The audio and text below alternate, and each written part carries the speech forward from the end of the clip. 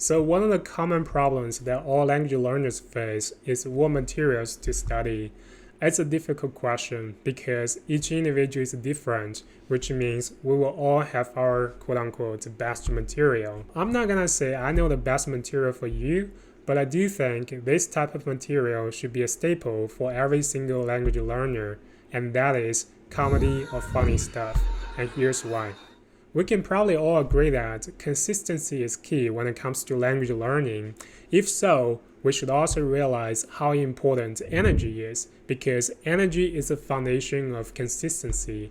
No matter what you want to do, in our case, to learn a foreign language, high energy is much more likely to help us succeed than low energy. So the materials that we select should also help us to at least to preserve or better, boost our energy. And comedies can help us do that. Comedies offer us a chance to laugh. I don't know what it is about laughing, but it's just, something magic about it. When you laugh at something, it energizes you, and you're much more likely to remember something that you are laughing at. And we might even laugh at our worst problem, because comedy is packed with humor, and humor is a violation to streamline thinking. It encourages us to think outside of the box by shutting down the common sense program in our brain so that we can think creatively. This is very powerful because it turns something unpleasant into something that's less so or even pleasant, the complete opposite. And that boosts our energy so that we're much more likely to come back and wanting more. Watching comedy shows is a fun and relaxing experience, and sometimes even surprisingly thought-provoking. And if that's what learning looks like, I think we'll probably do it more often. Another major benefit of watching comedy shows is that we can potentially develop a sense of humor, or at least develop an appreciation for it. And I think this alone is a good enough reason to watch comedies. I don't know if you notice, people who enjoy humor is simply more attractive than people who do not. It's in our human nature to want to spend time with people who appreciate a good laugh, or better, who can create one. On the other hand, we don't want to spend too much time around people who are full-time downer or soul sucker.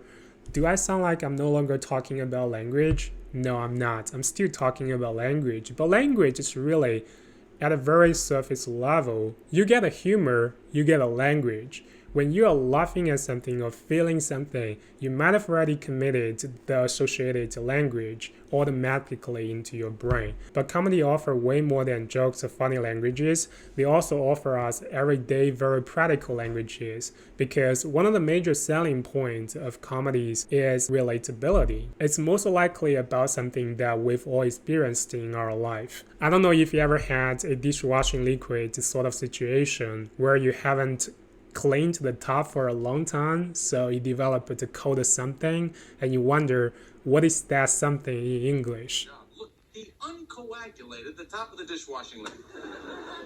How did you get the goop out of the top of the dishwashing liquid? I mean, it was like a brand new nozzle.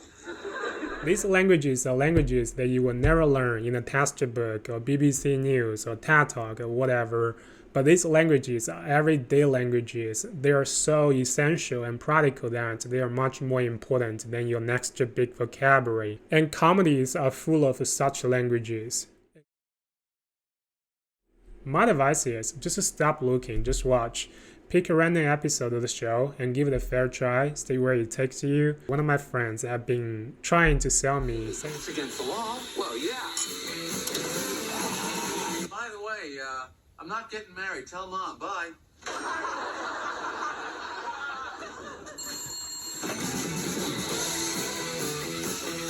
They got nothing new to watch, so I was like, let me give it a try. And now I love it. Working mom. I'm probably not a target audience, but it's always on the homepage on the top 10 list. So I was like, let me just watch one episode. Now I'm almost at the finish line. But if you still want a recommendation of a show that can guarantee you that it's a pretty good show and you're not gonna waste your time, my vote goes to Kim's Convenience. Yeah, I was just going over to his place tonight. We're gonna Netflix and chill.